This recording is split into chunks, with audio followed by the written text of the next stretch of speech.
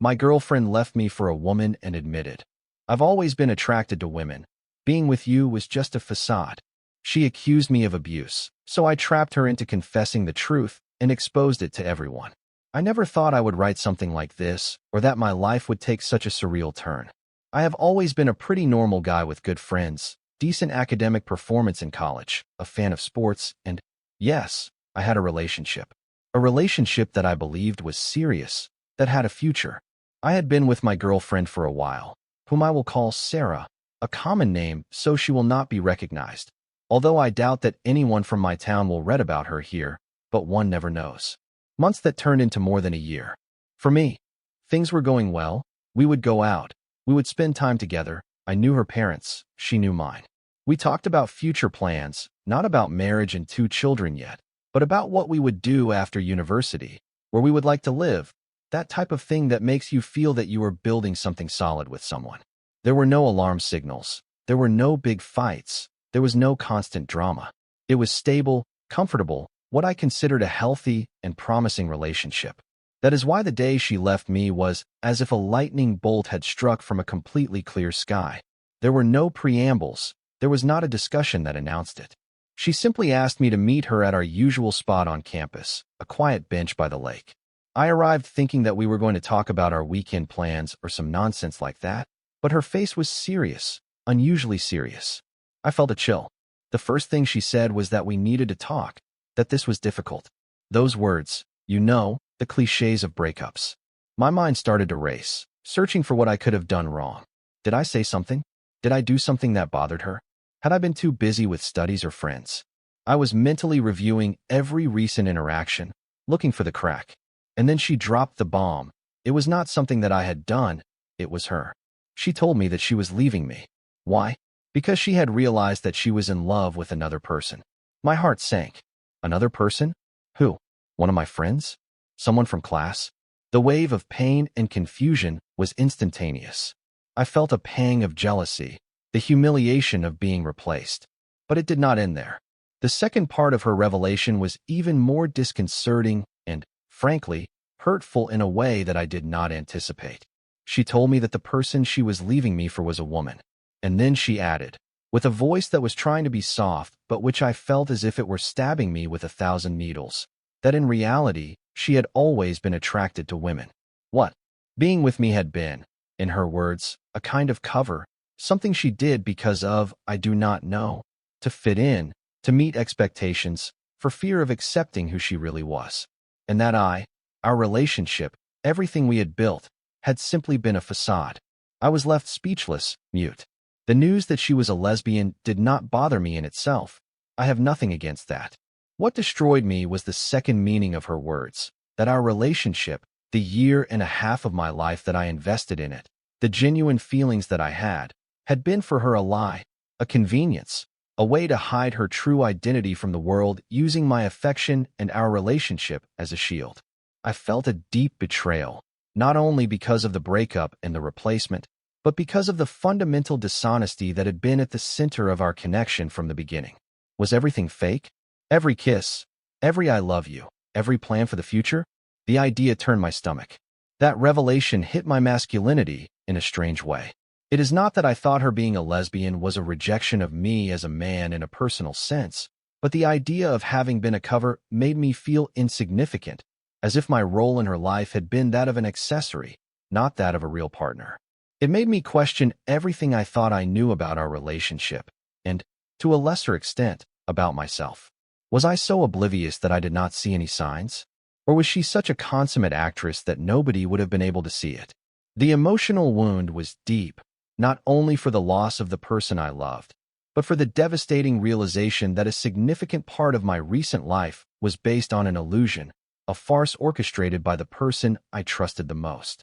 And, as if that were not enough, she left me for someone else, which always hurts regardless of the gender of that other person.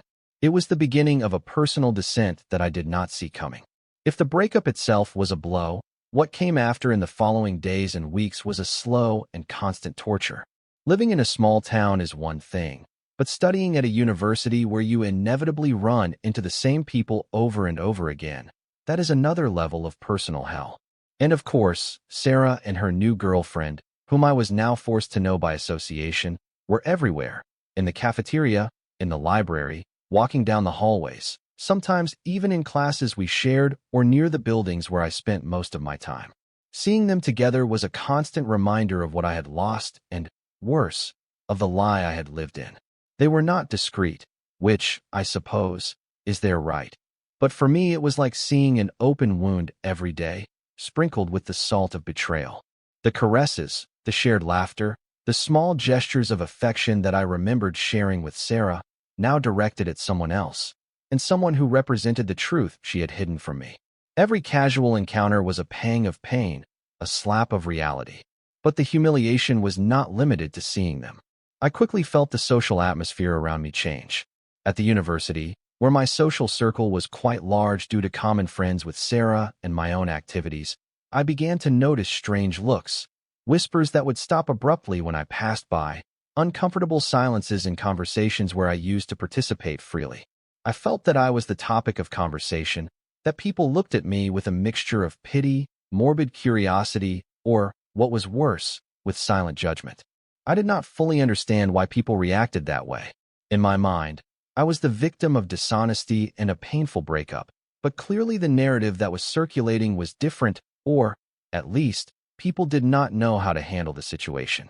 And in the midst of all this, my friends, my supposed support system, the guys with whom I shared classes, played basketball, went out on weekends, I expected them to be there for me, to listen to me, to distract me, to tell me that everything would be okay, to remind me of my worth at a time when I was questioning everything.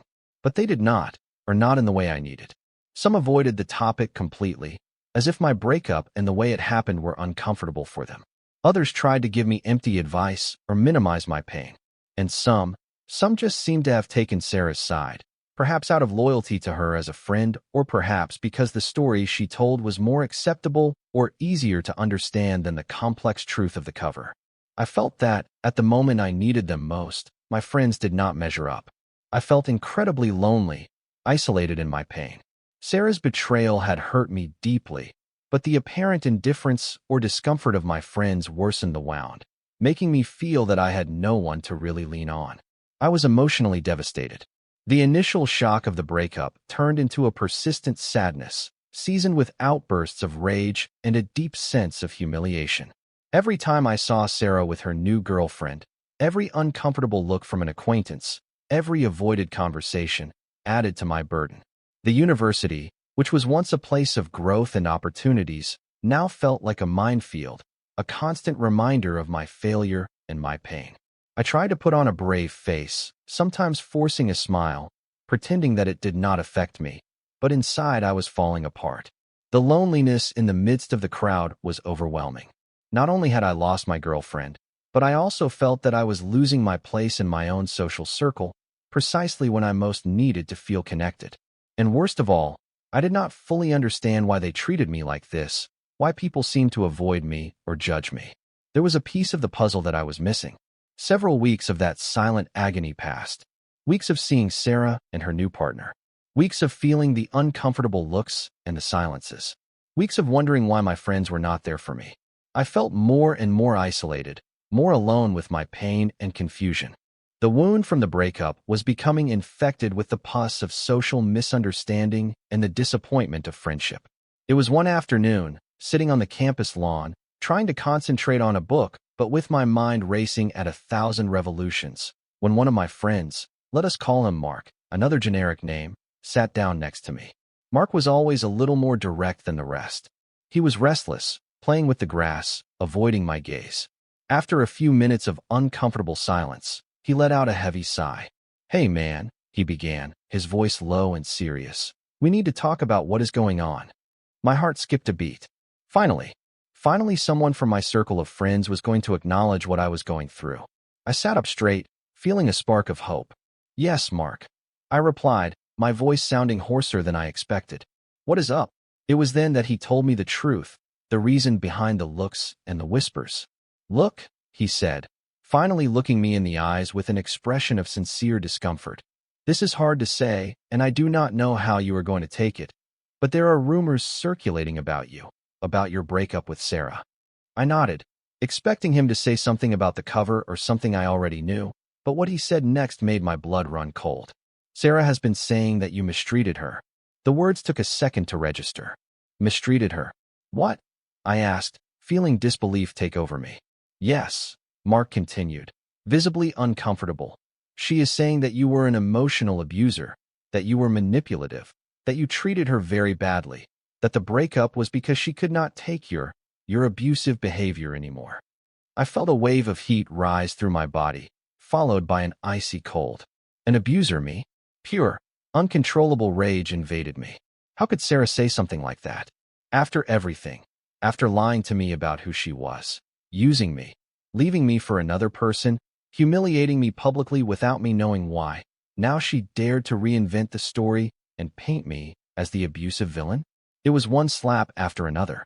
Not only had she betrayed me personally, but now she was trying to destroy my reputation, my character. The injustice was unbearable. My initial fury against Sarah quickly turned towards Mark and, by extension, towards the rest of my friends. "And you believe that, Mark?" I snapped, my voice trembling with contained rage.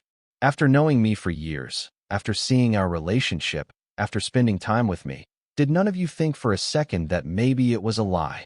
He tried to defend himself, stammering something about her sounding very convincing and that they did not know what to believe. "You did not know what to believe?" I repeated in disbelief. "You knew I was going through hell, that I felt like a mess after she left me like that, and none of you really reached out. None of you asked how I was. None of you questioned the story she was selling." My disappointment was overwhelming. The rage over Sarah's lies mixed with the deep pain for the absent loyalty of my friends. At the moment I needed them most, not only did they not support me, but they apparently gave credit to a distorted and harmful version of the story. Mark tried to apologize. He said he was sorry, that they should have been there for me, that they were bad friends. But at that moment his apologies sounded hollow, late. The wound that the lack of support had left, combined with the rage over the lies, was too deep. I looked at him coldly. "Keep your apologies, Mark," I said, standing up abruptly. "Now I understand why people look at me like that. She did not just leave me, she slandered me. And you all swallowed it." As I walked away, a cold determination began to form in my mind. I could not let this go. I could not allow Sarah to destroy my reputation with lies. I needed the truth, I needed proof. And there was only one way to get it. I had to talk to Sarah, and I had to record her. The idea turned my stomach. I felt like I was stooping to a level of intrigue that I did not like, but I saw no other way out. Not in this small university world where lies could become the truth through repetition. I was going to call her, and this time I was going to make sure I had an exact record of every word that came out of her mouth. This was not just about me and Sarah. It was about the truth and about clearing my name. I spent the rest of the day and part of the next night mulling over how I was going to approach the conversation with Sarah. The rage was still bubbling under the surface, but I knew I could not let it control me. I needed to be calm, strategic. If I attacked her directly with accusations, she would get defensive, deny everything, or even hang up. I needed to guide her, to make her feel safe enough, or perhaps uncomfortable enough, to let the truth slip out. And, of course, I needed everything to be recorded. I made sure my phone had enough battery and that the recording app was ready to go as soon as I started the call.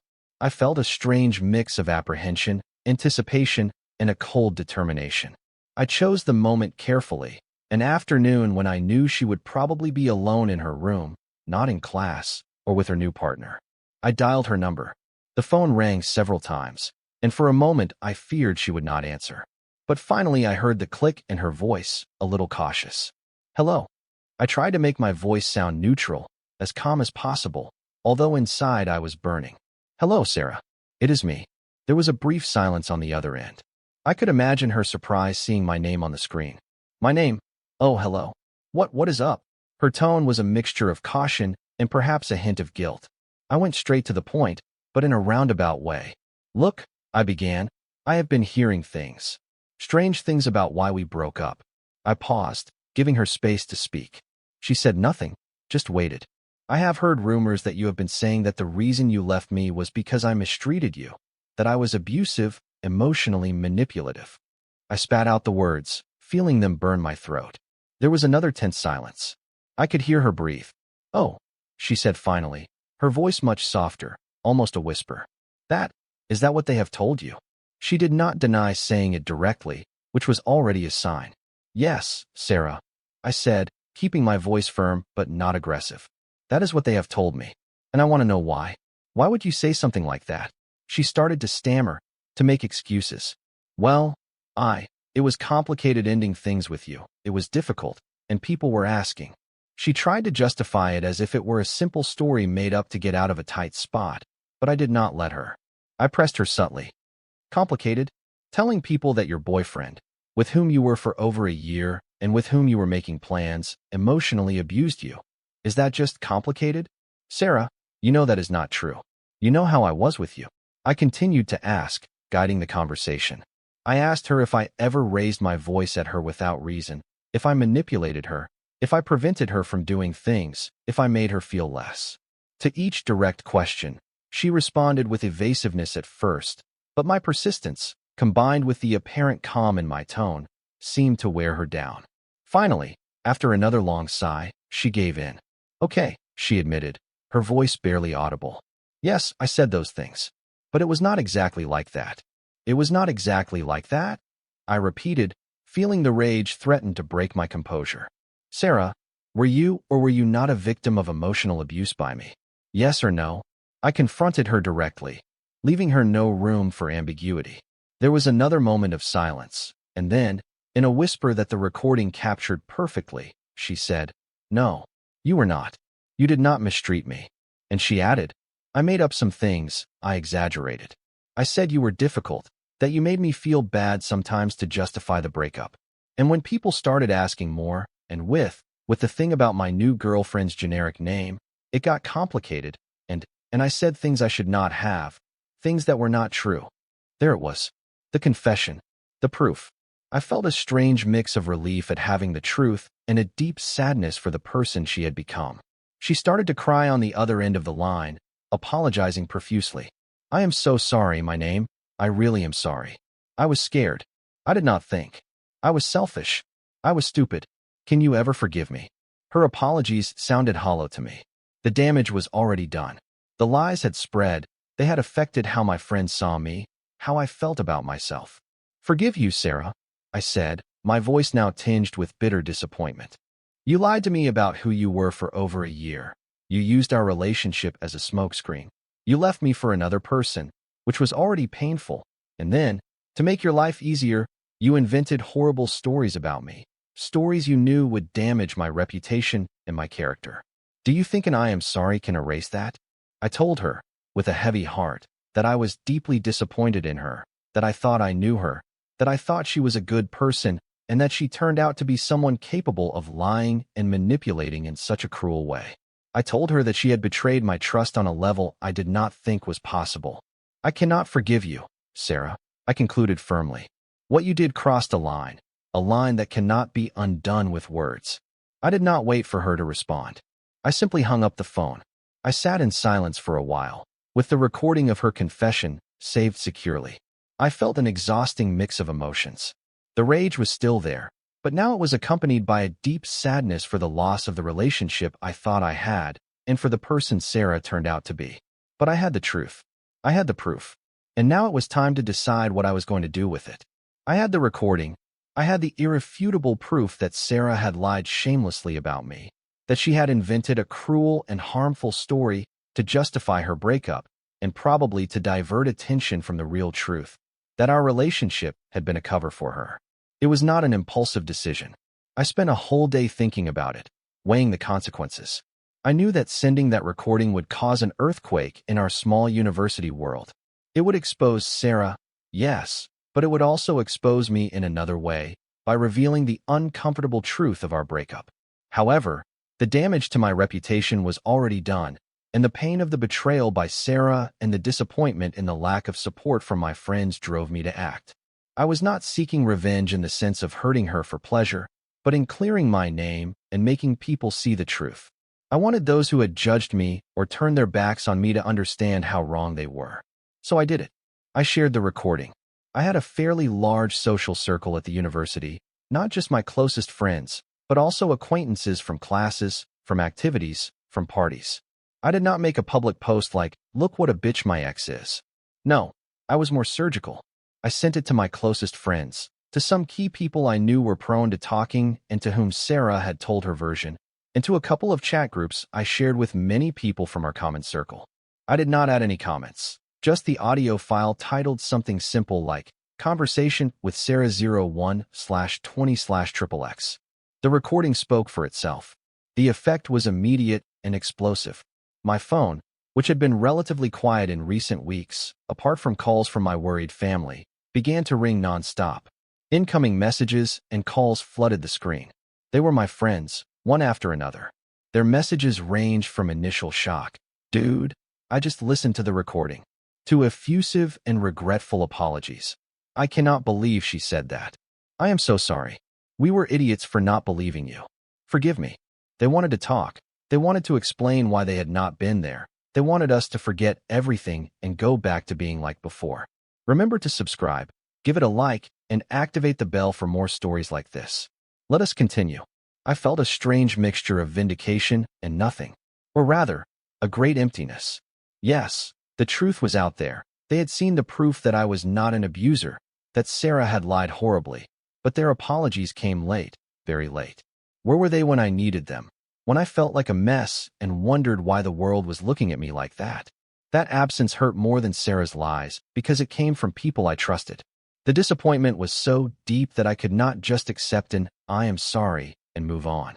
I decided that I was not going to answer them immediately. I needed space. I needed to process all this by myself. I ignored most of the calls. I only sent a couple of generic messages to some, saying that I needed time to process things and that we would talk later. But deep down, I already knew that later might not mean what they expected. And then there was Sarah. Once the recording went viral in our circle, the consequences for her were swift and brutal. The people who had believed her, who had comforted her, who had taken her side, now knew the truth. They knew she had lied about being a victim of abuse, an incredibly serious and damaging accusation. The social pendulum swung violently against her. People started to avoid her. The whispers continued, but now directed at her. I saw her alone on campus, with her head down, without the company of her new partner. I guess their relationship did not survive the exposure of her initial dishonesty either, or maybe the other woman did not want to be with someone who slandered like that. Sarah also started trying to contact me. Her messages were desperate, full of regret, asking me not to hate her, to understand that it was a mistake, that she was suffering the consequences, and that she was truly sorry. I guess seeing her social world crumble made her feel something similar to what I felt, although with the big difference that her situation was the direct result of her own harmful lies. During the following weeks, the initial wave of apologies did not completely stop. My friends kept trying to contact me with varying degrees of intensity. Some gave up soon, others were more persistent.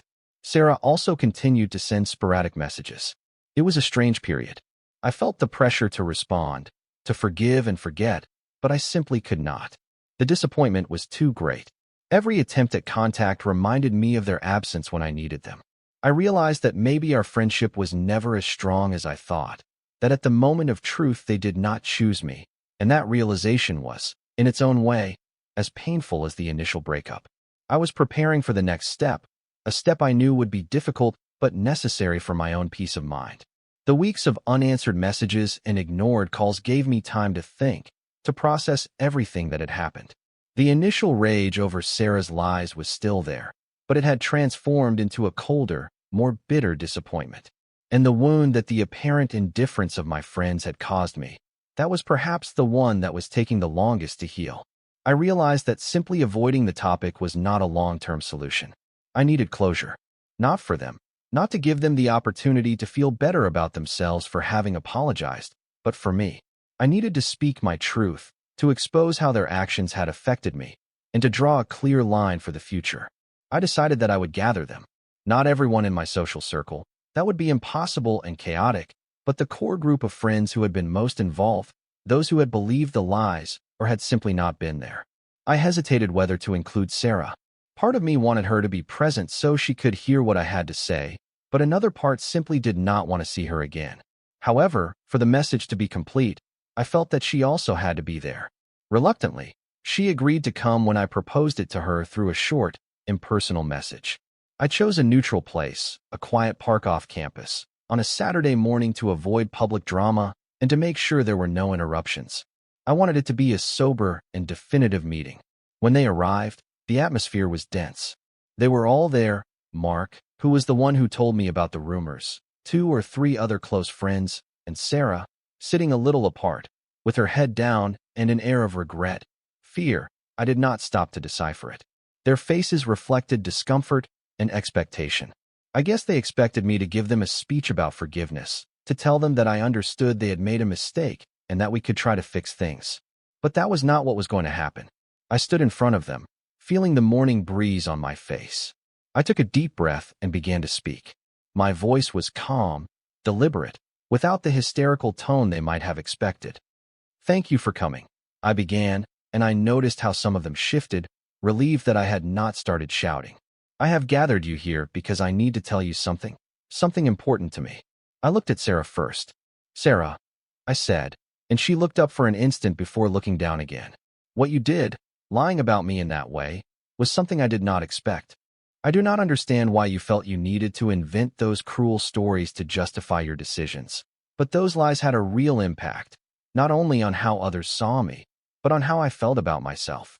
They revealed a part of you that I did not know, a capacity for harm that deeply disappointed me." I kept my tone neutral, stating the facts and my feelings without excessive emotional charge. This was not an attack, it was a statement. Then I turned my gaze to the rest of the group, my friends, the ones who had been my rock, or so I thought. "And to you," I continued, my voice taking on a nuance of underlying pain.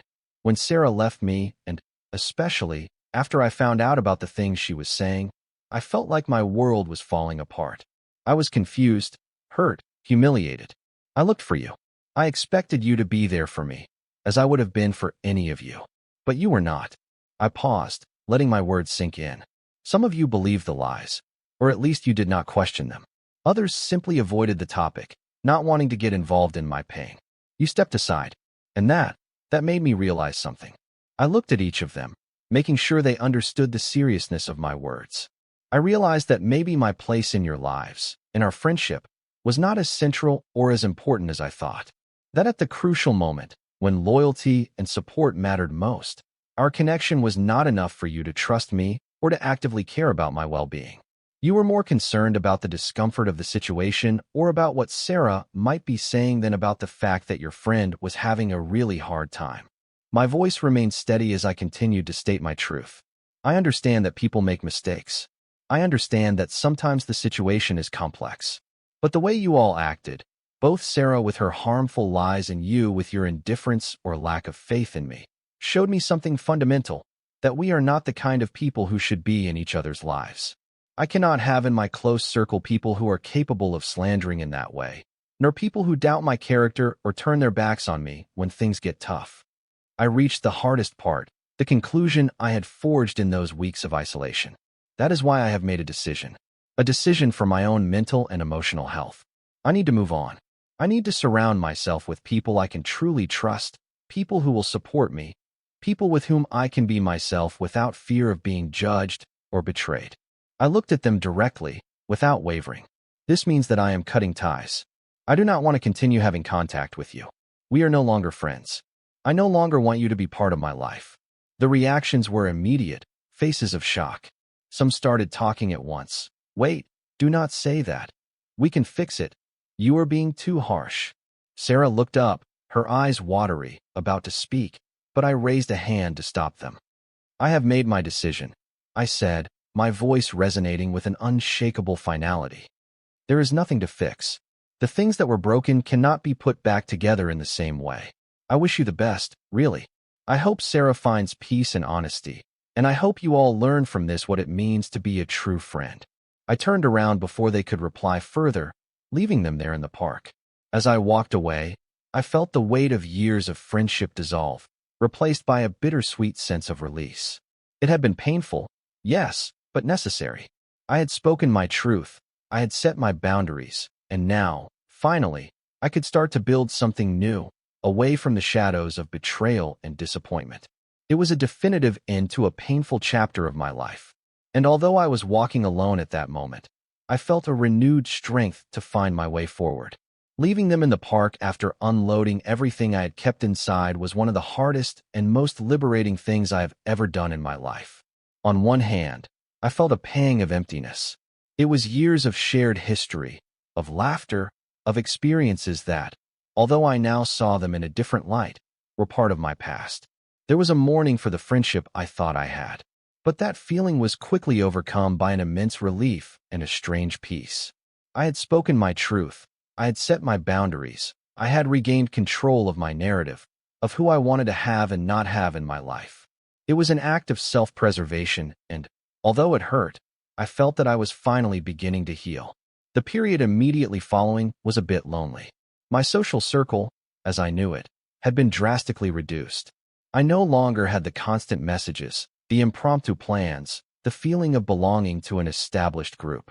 But I decided to use that empty space to focus on myself. Instead of sinking into self-pity or trying to fill the void with just anything, I set out to rebuild myself, to rebuild my social life, to rebuild my trust in others, and, perhaps most importantly, to rebuild my own self-esteem, which had been battered by the betrayal and the lies. One of the first things I did was go back to my roots, to things I had always liked or that I knew were good for me.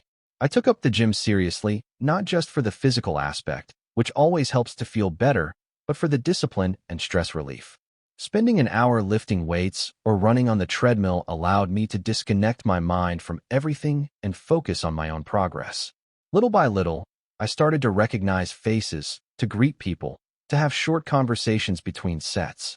I was not actively looking to replace my friends, but the simple act of interacting with new people in a positive environment was therapeutic. I also started playing basketball again.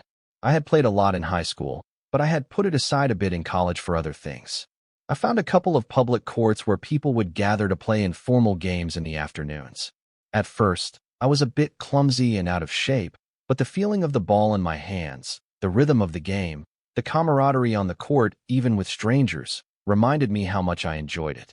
I started going regularly, joining the games, being part of a temporary team. I met some guys there, sharing a passion for the sport without all the baggage of the past. And then there was my part-time job as a bartender at a bar near campus.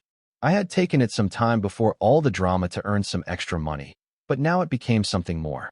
Being behind the bar forces you to interact with all kinds of people. You hear stories, you share laughs, you handle situations. It improved my social skills in a way that university life sometimes does not teach you.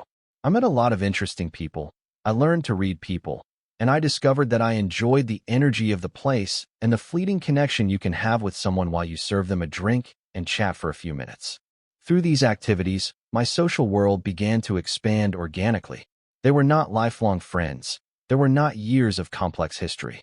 They were connections based on shared interests, on mutual respect, on getting to know each other as we were at that moment. And I felt that these new friendships, although perhaps not as deep yet, were cleaner, more honest, without the expectations or complications of the past. And it was in the midst of all this, while I was rebuilding my life piece by piece, that I met Sarah. Yes, another name, Sarah, I know, but it is important to distinguish her from my ex. I met her at the bar where I worked. She was a regular customer. She often came to study or work on her laptop. At first, we just chatted about trivial things while I made her coffee or a drink, but little by little the conversations became longer, more personal. I discovered that she was smart, funny, with a refreshing perspective on the world. There was something genuine about her, a transparency that attracted me immediately, especially after the dishonesty I had dealt with. We started spending time together outside the bar. Simple dates at first, walking in the park, having a coffee, going to the movies. There was no rush. We got to know each other at a natural pace, sharing our lives, our hopes, our fears. I was able to be honest with her about my recent past, about the painful breakup and the situation with my former friends. She listened with empathy, without judging me, and that, her ability to listen and understand, meant the world to me. As our connection grew, I felt the heaviness of the past begin to dissipate. The wound was still there, a scar, but it no longer dictated my present. I was building something new, something that felt healthy and real. The life that a few months before had seemed desolate and full of betrayal now felt vibrant and full of possibilities. I was getting to know a wonderful woman, forging new friendships based on genuine interests. Most importantly, I was learning to trust myself and my ability to choose healthy relationships. The contrast with the chaos I had left behind could not have been more stark. For the first time in a long time, I felt truly happy and optimistic about the future. The months passed, and my life continued its upward trajectory. My connection with the new Sarah became deeper and more meaningful. It was a relationship based on honesty, mutual respect, and a genuine joy in being together. I enjoyed my new friendships at the gym and the basketball courts, companions with whom I shared laughter and physical exertion without the weight of the past. My bartending job continued to offer me a different perspective on people and a constant source of interesting interactions. I was happy, truly happy. I had rebuilt my life from scratch, choosing each brick with care, and the result was something that felt authentic and strong. And, as often happens, just when your life starts to go well after a difficult period, the shadows of the past decide to reappear. My former friends, and, yes, my ex-girlfriend Sarah, began to cross my path again in a more persistent way. I guess they saw me around campus, not alone and miserable as before, but with a genuine smile, surrounded by new people, sometimes walking hand in hand with the new Sarah. News travels fast in a university environment. They probably found out that my life had improved drastically. I also heard a rumor that my ex-girlfriend Sarah and the woman she had left me for were no longer together, which perhaps explained her own moment of vulnerability or loneliness. My former friends tried to approach me, a longer than usual greeting in the hallway, a tentative message asking how I was, an attempt to join a conversation I was having with someone else. Their attempts felt awkward, forced. It was evident that they wanted back into my life now that it was orderly and happy, but the memory of their absence when I was falling apart, of their willingness to believe lies about me, was an insurmountable barrier. My ex-girlfriend Sarah also made a few attempts, a prolonged glance from across a room, a short message that I ignored. I guess seeing me with someone else, seeing me happy with someone else after the way she had discarded me, was confrontational for her. It reached a point where I felt I had to put an end to those attempts once and for all.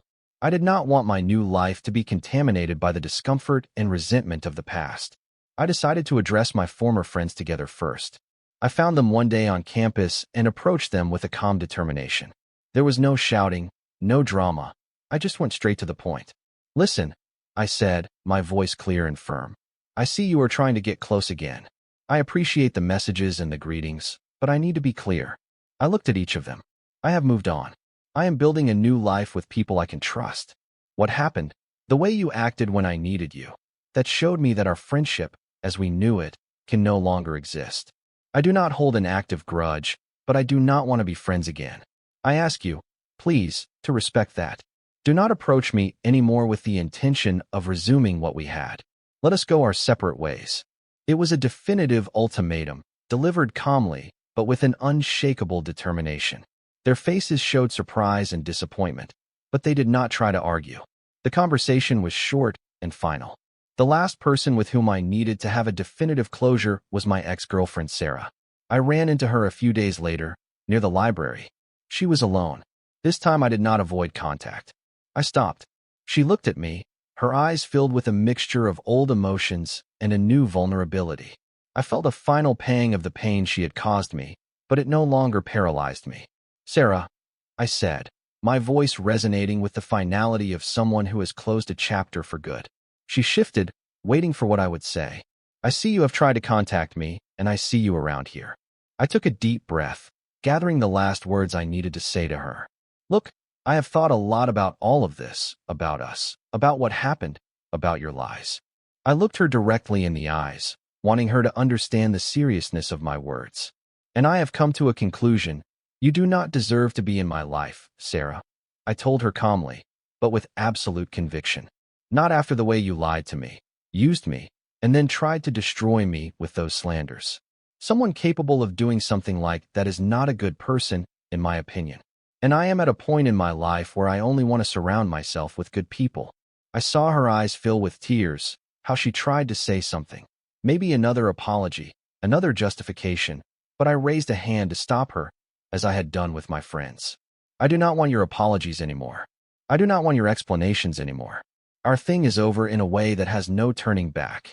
My last words to her were clear and blunt. I have moved on, Sarah. I am getting to know a wonderful woman. I am building genuine friendships. I am happy. I have learned a lot from all of this, from betrayal, from disappointment, but also from my own strength to rebuild. And I have learned that I am worth more than being someone's cover or having friends who turn their backs on me. I stood firm. You do not fit in with the person I have become, nor in the life I am building. Do not contact me anymore. Do not approach me. It is time for both of us to go our completely separate ways. And, honestly, I think I am too much of a person for someone who acted the way you did. I turned around and went on my way, leaving Sarah there, alone with her tears and the reality of the consequences of her actions. I felt a knot in my stomach at first, but it quickly dissipated, replaced by a sense of relief and complete closure. It was over. I had closed that painful chapter of my life once and for all. This experience taught me harsh lessons about trust, friendship, and deception. It showed me how quickly a life that seems perfect can fall apart because of someone else's lies, and how important it is to surround yourself with people who truly value you. I lost my girlfriend, I lost my friends, I temporarily lost my peace of mind, but in the end I found myself. I found my strength, my resilience, and I found the ability to build more authentic and healthy relationships. The road was difficult, full of pain and disappointment, but in the end I came out of it stronger, wiser, and surrounded by people who truly deserve to be in my life. And for that, despite everything, I do not regret having gone through it.